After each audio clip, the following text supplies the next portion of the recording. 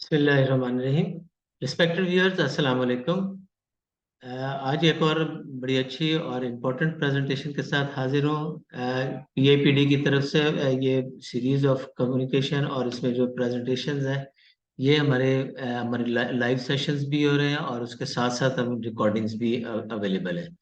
तो ये आज का जो टॉपिक है एचआर एज ए लीडर, इसके बहुत इंपॉर्टेंट है। Leadership competencies, what leadership competencies must be there so that के एक मैनेजर या अच्छा लीडर बन जाए। तो खास तौर पर इससे रिलेटेड विद एचआर मैनेजर। तो लेट्स स्टार्ट आवर प्रेजेंटेशन। इससे पहले पीआईपीडी की तरफ से हम रूटीन जो प्रोसेसेस होते हैं एचआर मैनेजर के लिए या एचआर डिपार्टमेंट के लिए, वो सब हम बड़े इन डेप्थ डिस्कस कर चुके हैं। उनमें including document filing and documentation है, ये थॉरोली स्टडी किया था। ये सारे जो जो हमने सारी चीजें डिस्कस की हैं उसमें गुड थिंग इज दैट कि प्रैक्टिकल एप्लीकेशन जो आज इंडस्ट्री में जो चीजें हो रही हैं वो हमने डिस्कस की हैं। तो आप उसे बहुत आई एम श्योर कि लर्न करेंगे। बड़ी अच्छे टॉपिक और टू द पॉइंट और वेरी प्रैक्टिकल, शॉर्ट टाइम में आप बेस्ट उसका एप्लीकेशन के लिए आप जा सकते हो। एनी अब जो नए लोग आने वाले हैं, जो अभी जिन्होंने जस्ट ग्रेजुएशन की है या जिन्होंने थोड़ा सा काम किया है या उस पर्टिकुलर डिपार्टमेंट में अगर उनकी इतनी ज्यादा एक्सपर्टीज नहीं है तो ये प्रेजेंटेशन उनके लिए बड़ी इंपॉर्टेंट होगी।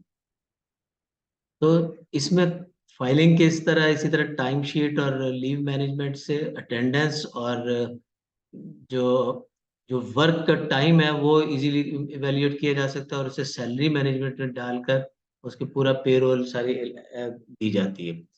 तो व्हाट आर द इंक्लूडिंग, अगर दूसरे बेनिफिट्स डालें तो ये सारा कुछ इसमें ये विद एक्सेल शीट्स हमने ये डिस्कस किया हुआ और एवरीथिंग इज डिफाइंड है। तो आप उसकी जो वीडियोस हैं वो देख सकते हैं। इसके अलावा बाद में बेनिफिट्स हैं। बेनिफिट्स में खासतौर पर ईओबीआई कंट्रीब्यूशन है, एससी है, एसएससी है, एजुकेशन सेस है, ग्रेजुएटी मैनेजमेंट है, एक्सग्रेशिया मैनेजमेंट है, प्रोविडेंट फंड। ये सारे टेक्निकल चीजें हैं। इसमें जो rules regulation laws and consideration होती हैं, तो इसको एचआर के लिए समझना और अपने एम्प्लॉयज को मैक्सिमम बेनिफिट किस तरह दे सकते हैं, ये सारी चीजें इसमें डिस्कस की गई हैं। फिर ये बाकी टॉपिक्स हैं। ये सब कुछ जब ये प्रोसेसेस जब क्लियर हो जाते हैं तो उसके बाद लीडरशिप आती है। तो लीडरशिप आज हमारा टॉपिक है। तो how one can develop is leadership competencies. तो इसमें सबसे पहले तो आप देखिए, लीडर वो होता है जिसको लोग फॉलो करें या किसी लोग ट्रस्ट करें कि ये हमें जो कुछ कह रहा है, जो गाइड कर रहा है वो वाकई हमारे बेनिफिट में होगा। तो यही follower when follow willingly, this is leadership. तो और वो लोगों को साथ लेकर चलता है। ऐसा नहीं है कि खुद दूर बैठा रहता है और प्रॉब्लम्स कंसर्न्स वो अपने सबॉर्डिनेट पर छोड़ता है, बल्कि ये खुद उसमें इन्वॉल्व होता है और सबसे पहल वही करता है। तो लीडर और मैनेजर में बहुत सारे डेफिनेशंस भी आएंगे, हम आगे जा देखेंगे कि लीडर होता है क्या। तो लीडर बेसिकली जो कि लोगों के साथ काम करता है और लोगों को साथ लेकर चलता है, उनके बेनिफिट्स को मद्देनजर रखता है। लोग विलिंगली उसके साथ चलते हैं और काम करने के लिए तैयार हैं। एक अच्छा लीडर ज्यादा प्रोडक्टिव होता है। तो not every manager is a leader, similarly not every leader, ये परफेक्ट कोई नहीं होता कि एक ऑर्गेनाइजेशन में एक बंदा एग्जैक्टली लीडर है या एग्जैक्टली मैनेजर है। 100% कोई चीज नहीं है। तो इन बिटवीन कहीं लीडर का रोल लेना पड़ता है, कहीं मैनेजर का रोल लेना पड़ता है, तो it depends. But leader guides them in a one direction. Her department, her individual जो उसका गोल है वो टुवर्ड्स ऑर्गेनाइजेशनल गोल उसका अलाइन होना चाहिए। तो ये एक अच्छे लीडर की निशानी है। तो उसके बाद ये यहाँ पर मैं लीडरशिप की एक बेस्ट एग्जांपल दूंगा। ये जो लास्ट सेंचुरी में दो 1900 जो 1995 में नेल्सन मंडेला ने अपनी टीम को साउथ अफ्रीकन टीम को वर्ल्ड कप जिताया। और उसके में जो सिर्फ मेन जो जो चीज थी उसमें जो देखने वाली चीज है, उसने रग्बी को as a symbol of South African unity use किया। यूनाइट किया, उस डाइवर्स, डाइवर्स तो छोटी सी बात है, ये जो जो ये south Africa at this time, इनको एक्सट्रीम क्राइसिस है, और उनके एक दूसरे के खिलाफ इतना ज्यादा थे कि वहां पर कौम को इकट्ठा करना मुश्किल था। तो जिस तरीके से लीडरशिप यूज किए गए, इट्स कमेंडेबल। तो ये चीज यहाँ पर होनी चाहिए। तो इसी तरह मैनेजर्स जो है, वो अगर अच्छे लीडर होंगे तो लोग विलिंगली उनके साथ चले। अब लीडरशिप को अगर इसकी डेफिनेशन देखी जाए तो leadership is the ability to inspire and influence others to achieve common goal और विजन। तो जो कंपनी का गोल और विजन होता है उसको अचीव करने के लिए जो लीडर इंस्पायर करता है, उसी को हम लीडरशिप कहते हैं, लोगों को साथ लेकर चले। अब लीडरशिप की बहुत सारी डेफिनेशंस हैं, यहाँ पर हम थोड़ा सा टच देंगे। एवरी ये तमाम ये बड़े बड़े इसमें गुरुज हैं और ये ऑथर्स हैं, उन्होंने बड़ा रिसर्च वर्क किया है। तो इनके कोई डेफिनेशन कोई भी गलत नहीं है, लेकिन इनको आगे अगर फर्दर डेप्थ में जाएंगे, स्टडीज करेंगे, उनकी बुक्स पढ़ेंगे, उनका कॉन्सेप्ट को समझेंगे, तो every definition is correct. But I believe कि इसको अगर हम क्रिटिकली देखें, एक जनरलाइज समझने के लिए हर चीज, तो वार्नर बेनिस जो कि एक रिनोन लीडरशिप स्कॉलर है, उसने लीडरशिप को डिफाइन किया कि it is the capacity to translate vision into reality. अगर हमारी विजन जो है उसको जब रियलिटी में ट्रांसफर करते हैं, तो दिस इज लीडरशिप। क्योंकि लोगों के साथ मिलकर काम, लोगों को उस तरफ ले रहे हैं कि ये हमारा विजन है, तो every department, every individual, every team, और तो वो सब उसी डायरेक्शन में अपने विजन और अपनी लीडरशिप वैल्यूज बनाते हैं। तो उनका हर एक का विजन जो होता है ना, वो कंपनी विजन के मुताबिक होता है। तो दैट्स द रियलिटी। लीडरशिप की जॉन मैक्सवेल के मुताबिक इसकी डेफिनेशन है influence, one word you can say. वो कहता है influence, nothing more nothing less. तो इसका मतलब सिर्फ इन्फ्लुएंसिंग, ये वही पिछली वाली बात ही होगी कि इट इज इन्फ्लुएंसिंग प्रोसेस। अब लीडरशिप साइमन से सैनिक के अगर व्यू देखा जाए तो starting with why in leadership. अब ये भी एक बहुत बड़ी फिलॉसफी है कि हर चीज को हमारी रीजनिंग के साथ उसका इम्पैक्ट क्रिएट करना चाहिए। अगर हम कोई चेंज लेते हैं, कोई वैल्यू डेवलप करते हैं, कोई डिसीजन लेते हैं, तो वहां पर लीडरशिप इस तरह डेवलप होती है कि वो हर चीज को कहते हैं हम क्यों कर रहे हैं, और उसको कन्विंस करते हैं लोगों को। अब बोथ एम्प्लॉयज और ओनर्स और हायर मैनेजमेंट उनको कन्विंस करते हुए साथ लेकर चलते हैं।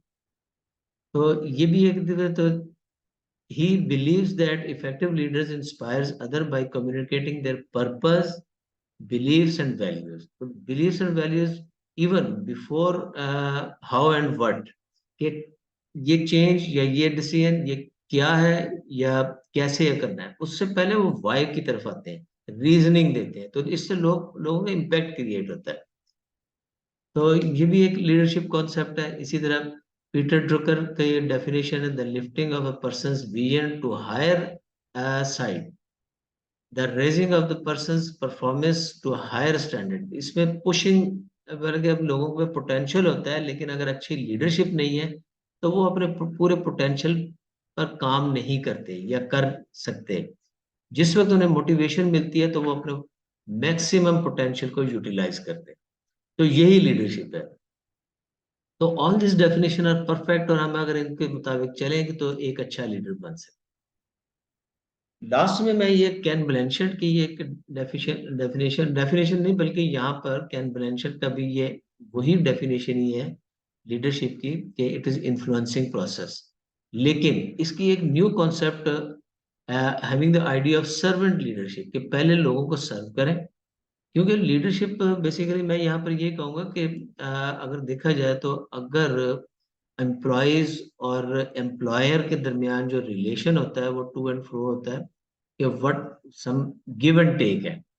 तो अगर एक एम्प्लॉय अगर वो ये सोचेगा कि मुझे जितने पैसे मिलते हैं तो मुझे जनाब काम भी उतना ही करना है, तो देन ये काम ठीक नहीं होगा, ये वन साइडेड। अब दूसरी तरफ फिर उसका बाउंस बैक के रिजल्ट क्या आएगा? एम्प्लॉयर कहता है कि जितना काम करते हैं मैं तो उतने ही पैसे दूँ।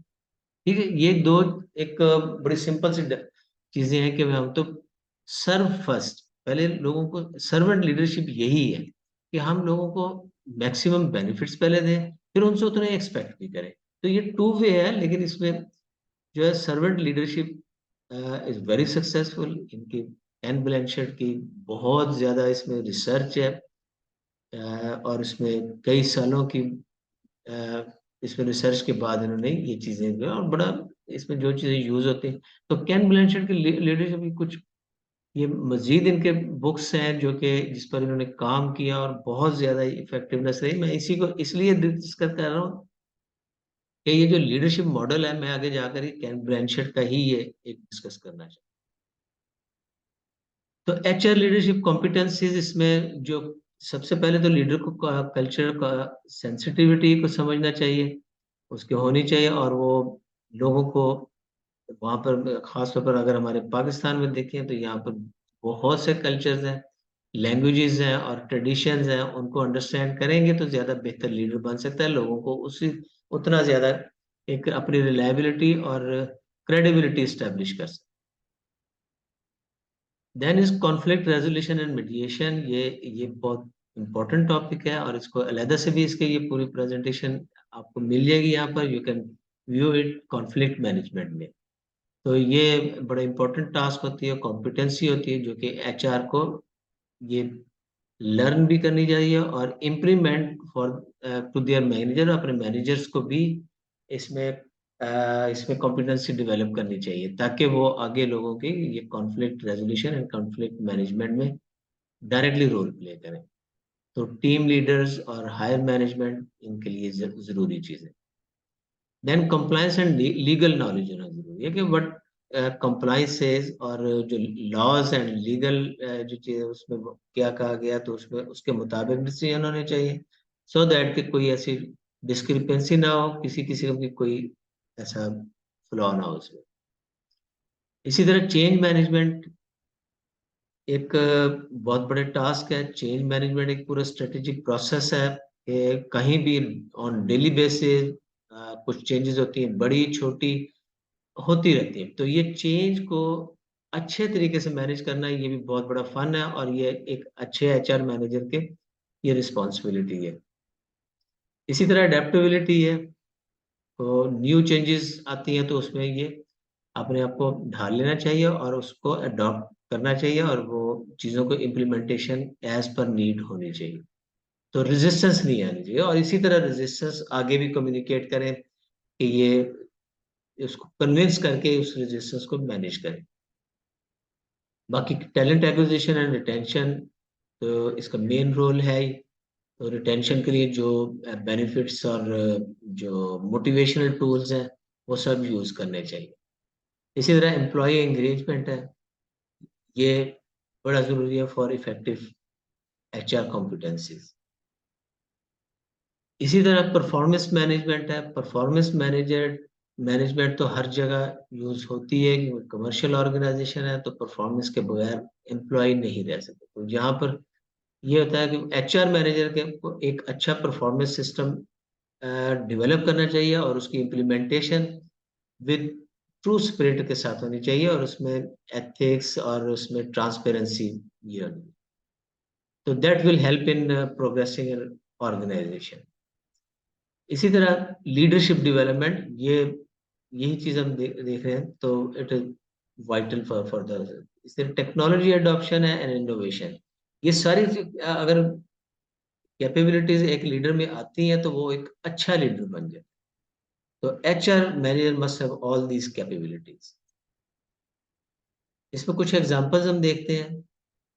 मिसाल के तौर पर हमें एक एचआर को कोई चैलेंज मिलता है, attract and retain the skill talent. मसला ये है कि कंपनी में लोग टिकते नहीं है, आते नहीं है, आते हैं तो फिर ज्यादा देर रहते नहीं है, तो वो इस पर टर्नओवर बहुत ज्यादा। तो what should the HR manager do? अब इसमें बहुत से ऑप्शंस हैं। यहाँ पर अब लीडरशिप यही है कि वो किस तरीके से लोगों को लेकर चलता है। पहले तो डिसीजन क्या करना है, और फिर डिसीजन को किस तरह इम्प्लीमेंट करना है। तो ये देखते हैं हम इस स्लाइड में, ये सोल्यूशन उसका दिया हुआ। तो जहां पर to attract and retain the talent enriched by advantage by offer from competitors, अगर लोगों को ऑफर्स बाहर से आती हैं तो वो भाग जाते हैं या कंपनी में नहीं आना चाहते, तो ये एक इशू है, बहुत बड़ा इशू।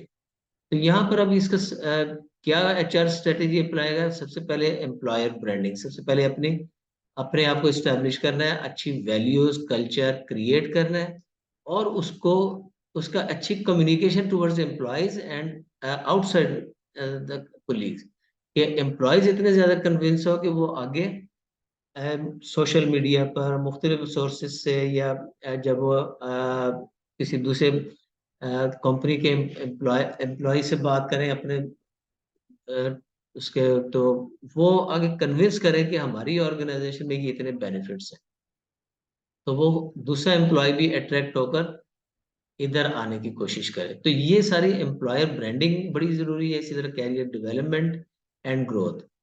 तो वो क्या दूसरा करना चाहिए? लोगों के कैरियर डेवलपमेंट और ग्रोथ पर ना सिर्फ काम करे, बल्कि उसको कैश करवाएं, कम्युनिकेशन उसकी सोशल मीडिया पर उनकी चीजों के लोगों के रिस्पॉन्सेज आने चाहिए। तो अगर ये सारी चीजें अच्छे तरीके से कम्युनिकेट करते हैं तो ये एक कंपनी की ब्रांडिंग डेवलप होती है, और एम्प्लॉयज की डेवलपमेंट ग्रोथ होगी तो लोग अट्रैक्ट करेंगे। And then competitive compensation and benefit, compensation and benefits अच्छे इस्टेब्लिश करें, तो ये सबसे इम्पोर्टेंट टास्क होता है। बट जो एम्प्लॉयर ब्रांडिंग और कैरियर डेवलपमेंट, इसको साथ लेकर ये कॉम्पनसेशन एंड बेनिफिट्स ये साथ रोल प्ले कर।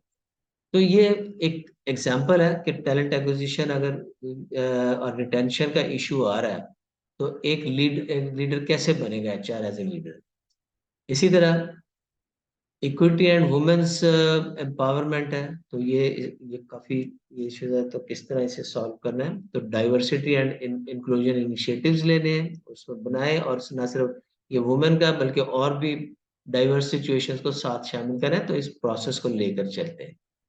तो इसी तरह फ्लेक्सिबल वर्क एंगेजमेंट, जहाँ पर अरेंजमेंट और जहाँ पर हमारे खवातीन को कोई इश्यूज हैं आने जाने के, कोई ऐसी चीजें हैं, तो वहां पर समटाइम्स वर्क फ्रॉम होम रखा जा सकता है, तो ये और टाइमिंग एडजस्टेबल होनी चाहिए। तो वहां पर फिर ये उनकी लीडरशिप कैपेबिलिटीज है कि उन्होंने किस तरह मैनेज किया चीजों को, कुछ इश्यूज है, कंसर्न्स है, चैलेंजेस हैं, तो उनको किस तरीके से स्टैब्लिश किए। तो ये दीज आर द वेज। इसी तरह मेंशनिंग द लीडरशिप डेवलपमेंट, तो ये सारा कुछ जब लीडरशिप खास तौर पर ये अगर खवातीन के लिए कोई ऐसे कोई पॉलिसीज बनाते हैं, तो उनके लिए कोई डेवलपमेंट प्रोग्राम बनाते हैं उनकी इम्प्रूवमेंट के लिए, तो ये इनकरेज करेंगे कि भी खवातीन भी हैं। अब यूजुअली होता ये है कि बहुत से डिपार्टमेंट्स में, मैं खुद भी जहाँ पर काम करता रहा हूँ वहाँ पर, ये खवातीन की जो प्रमोशन है वो रिलेटिवली डबल टाइम लेती है। यानी अगर एवरेज 5 साल आम एम्प्लॉय अगर प्रमोट होता है, तो ये 10 साल लेते हैं, और टर्नओवर भी बहुत ज्यादा होता है। तो उसमें फिर इनको देखना चाहिए कि क्या वजूहात है, तो एनकरेज करना चाहिए कि ये आए और आगे काम करें। ठीक है, ये एक वे है, एक एग्जांपल। इसी तरह बहुत सारे एग्जांपल है, यू कैन सी। तो इसमें ये लीडरशिप इस तरह डेवलप की जाती है। तो with this leadership is very important topic, और इसमें इसे ये साथ लेकर चलना चाहिए। Thank you very much for joining, and we have all the other topics available, you can view, और उसमें ये तमाम वीडियोस अवेलेबल है। थैंक यू वेरी मच जी, अल्लाह।